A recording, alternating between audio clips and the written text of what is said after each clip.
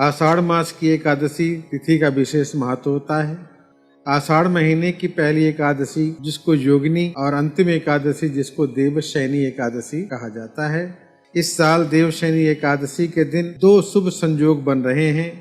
इन शुभ संयोग के बनने से एकादशी का महत्व और बढ़ जाता है।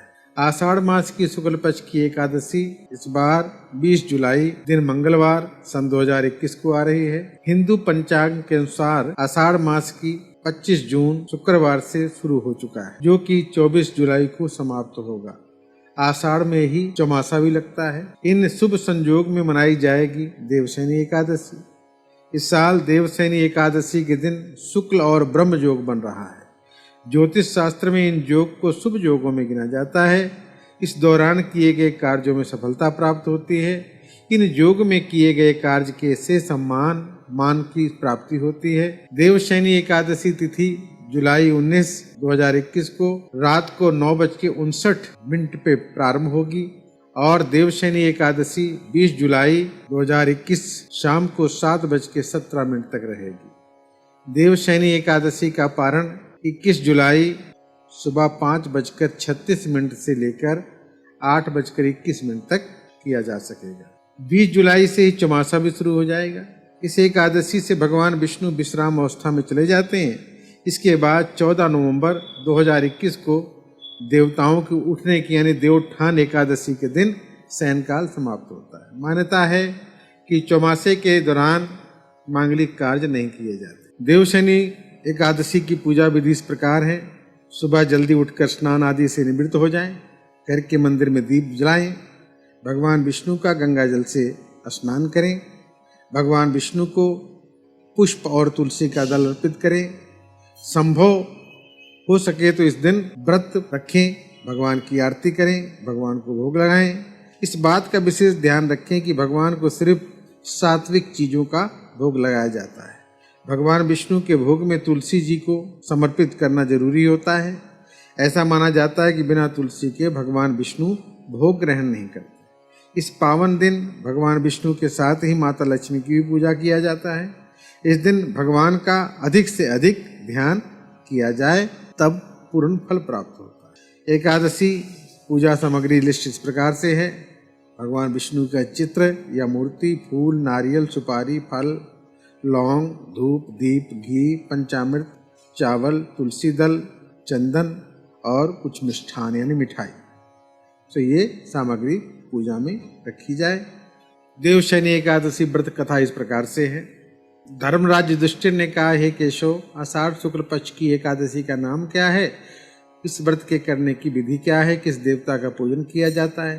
श्री कृष्ण जी कहने लगे, युधिष्ठिर, जिस कथा को ब्रह्मा जी ने नारद जी से कहा था वही मैं तुमसे बताता हूँ। एक बार देवर्षि नारद जी ने ब्रह्मा जी से इस एकादशी के विषय में जानने की बड़ी उत्सुकता प्रकट की। तब ब्रह्मा जी ने उन्हें बताया कि सतयुग में मानधाता नाम के एक चक्रवर्ती सम्राट राज्य करते थे। उनके राज्य में प्रजा बहुत सुखी थी, किंतु भविष्य में क्या हो जाए ये कोई नहीं जानता।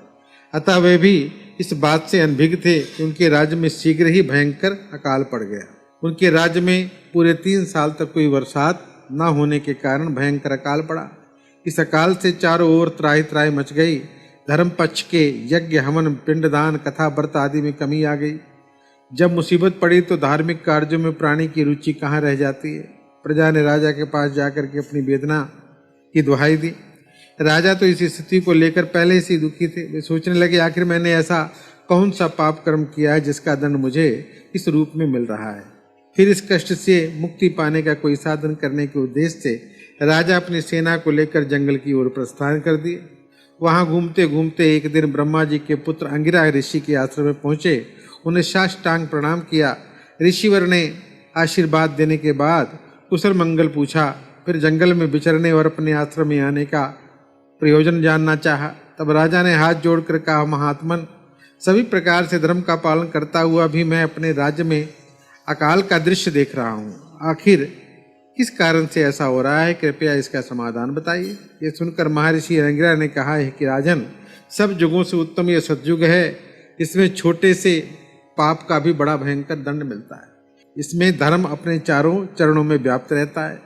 ब्राह्मण के अतिरिक्त किसी अन्य जाति को तप करने का अधिकार नहीं है, जबकि आपके राज्य में शूद्र तपस्या कर रहा है। यही कारण है कि आपके राज्य में वर्षा नहीं हो रही। जब तक वो काल को प्राप्त नहीं हो जाएगा तब तक आपका अकाल समाप्त नहीं होगा।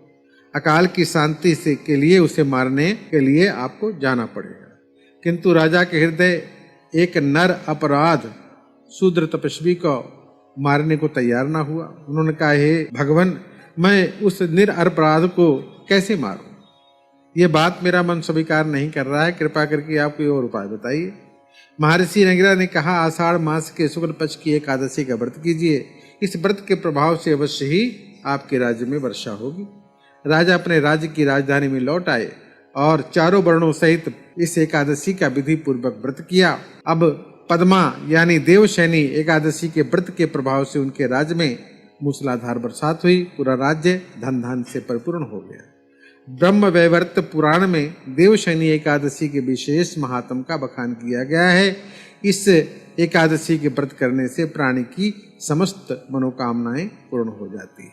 सो जो कोई भी एकादशी का व्रत करता है, भगवान की कृपा उसके ऊपर पूर्णता बनी रहती है।